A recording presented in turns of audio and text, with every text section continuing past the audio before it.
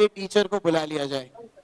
आप इन्हें YouTube पे बहुत प्यार देते हैं और ये मैथमेटिक्स के गुरु हैं आपके, तो हमने सोचा कि राहुल सर आए हैं तो आपके एक और सर को बुला लेते हैं।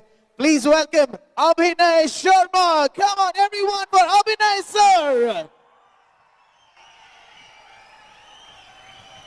नमस्कार। Thank you Rahul ji. आज लीडर ऑफ अपोजिशन और हम जैसे शिक्षकों को अगर पेपर लीक पे ऐसे इवेंट करने पड़ रहे हैं तो आप सोचिए पेपर लीक कितना बड़ा उद्योग है। छात्रों की गूंज देहरादून में हुई थी, वहाँ पे हमारे अभिनय सर पहुँचे। बहुत ही अच्छा देख के लगा कि हाँ भाई कोई हमारा टीचर एक मतलब कि हम तो पढ़ते नहीं फिर भी मैथ के टीचर हैं और बहुत अच्छे से सरकार को घेरते हैं, अच्छे तरीके से उनको धुलाई करते हैं मान लो। और आज देख के राहुल गांधी के साथ बड़ा आनंद आ गया। और आज आप बात देखो पहले, फिर उसके बाद बताएं कमेंट में क्या ये सही बात बोली है अभिनय सर ने। और आप कहते हैं आवाज उठाना गलत है। आज मैंने बहुत हिम्मत की, जब मैं यहाँ आ रहा था तो तमाम टीचरों ने मुझे कहा कि आप लीडर ऑफ अपोजिशन के साथ देखेंगे। ये कैसा डर है? मैं इस डर को भी तोड़ने आया हूं कि हम सब मिलकर के अगर देश हित की बात होगी, पेपर लीक की बात होगी तो हम ये आवाज उठाएंगे। और बगावत किसको करनी है? ये हक की लड़ाई है तुमसे और ये हम हक लेकर रहेंगे। आज आपने बात सिस्टम की क्या है सिस्टम? जो पेपर बना रहे हैं, जो पेपर पहुंचा रहे हैं, जिनकी निगरानी में पेपर हो रहा है और उसके बाद लीक हो जा रहा है, ये सभी तो सिस्टम है। और आप कह रहे हैं सिस्टम फेल हो गया। कहने का मतलब है कि तुम जिन लोगों को जिम्मेदारी दे रहे हो वो जिम्मेदारी ठीक से निभा नहीं रहे और तुम क्या कह देते हो? सिस्टम फेल हो गया। रेल अच्छी दौड़ रही है तो सरकार को श्रेय चाहिए। सब कुछ everything in this country is happening good in the नेतृत्व ऑफ प्रधानमंत्री। लेकिन जब प्रॉब्लम आ जाएगी सिस्टम जिम्मेदार है। तब सिस्टम क्यों? 22 लोगों ने आत्महत्या कर दी।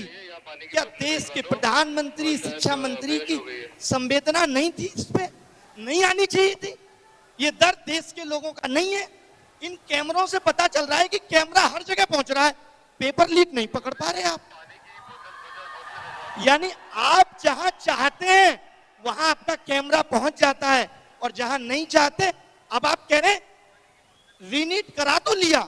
ये तो वही बात हो गई, एक चोर 10 साल में 80 चोरी करता है। एक बार अपने उससे चोरी किया हुआ धन छीन लिया, बस काम खत्म हो गया। ये कैसा न्याय है साहब?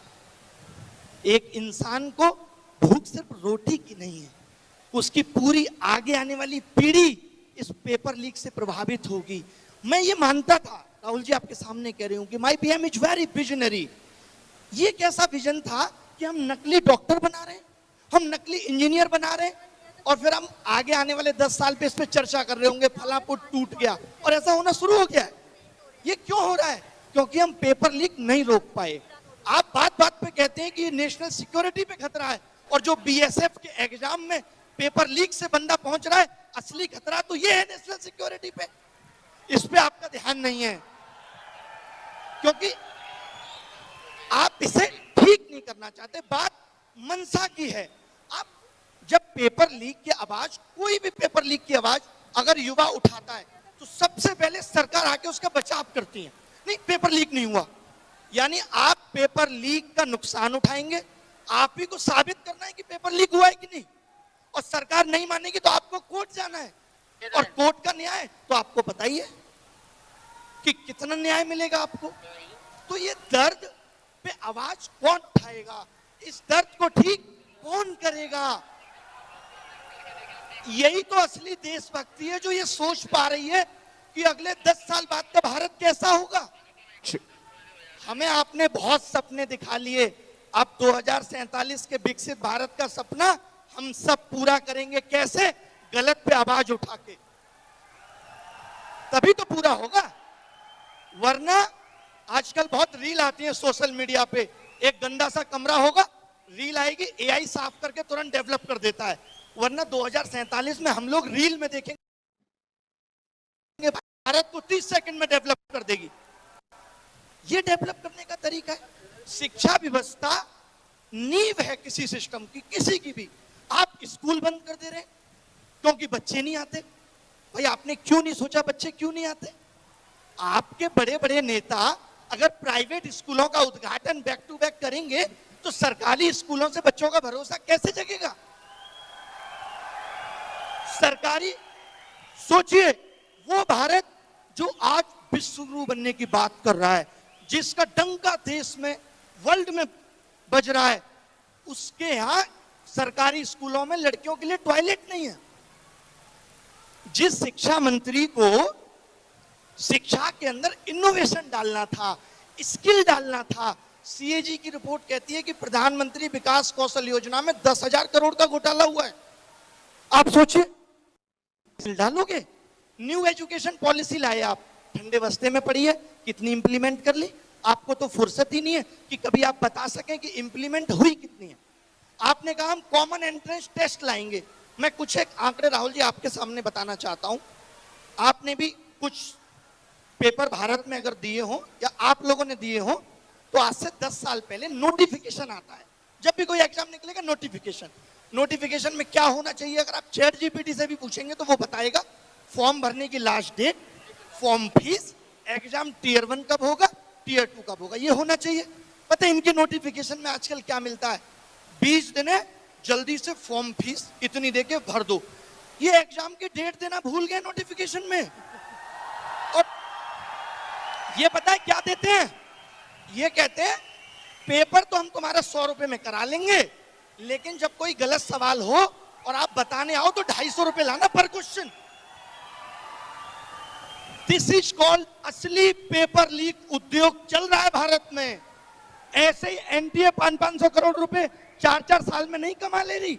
ये एजेंसियां हम जैसे आप जैसे लोगों से पैसा वसूलने के लिए बनाई गई थी।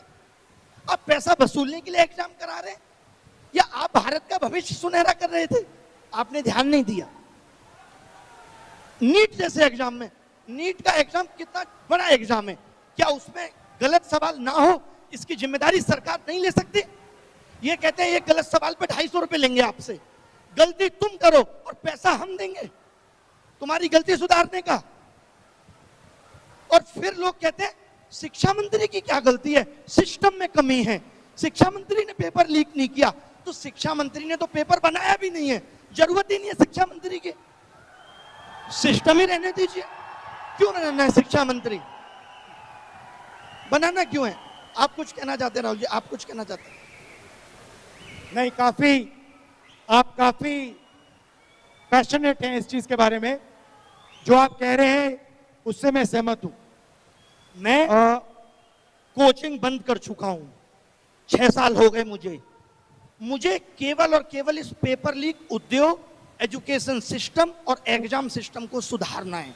और दुनिया के किसी भी मंच से अगर शिक्षा व्यवस्था की बात होगी तो मैं जरूर मिलूंगा। मुझे अब नहीं काम करना है। मेरा जिंदगी का थ्रिल इसी में कि मैं चाहता हूं कि ये पेपर लीक ठीक, बट एक चीज पे तो कंसेंसस हो सकता है, पॉलिटिकल कंसेंसस हो सकता है। देखिए, राजनीति छोड़ दीजिए, बिल्कुल पॉलिटिकल कंसेंसस हो सकता है कि पेपर लीक को, एक छोटा सा स्टेप है, बट पेपर लीक को हमें खत्म कर देना चाहिए।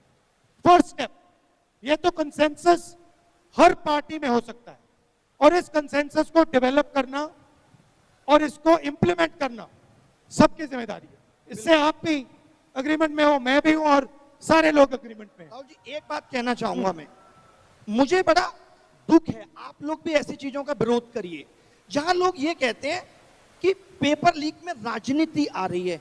क्या पेपर लीक इस देश का राजनीतिक मुद्दा नहीं है? है ना भाई? तो क्या आप ये मानते हो कि पेपर लीक के लिए सत्ताधारी पार्टियां कभी आवाज उठाएंगी? नहीं। क्यों उठाएंगी? वो तो पैसा बना रही है इससे। तो पेपर लीक पे आवाज विपक्ष, हम जैसे शिक्षक ही उठाएंगे। तो कोई आपको कहता है कि पेपर लीक पे क्यों बोल रहे हैं? क्योंकि इनको देश की चिंता है, हमें देश की चिंता है।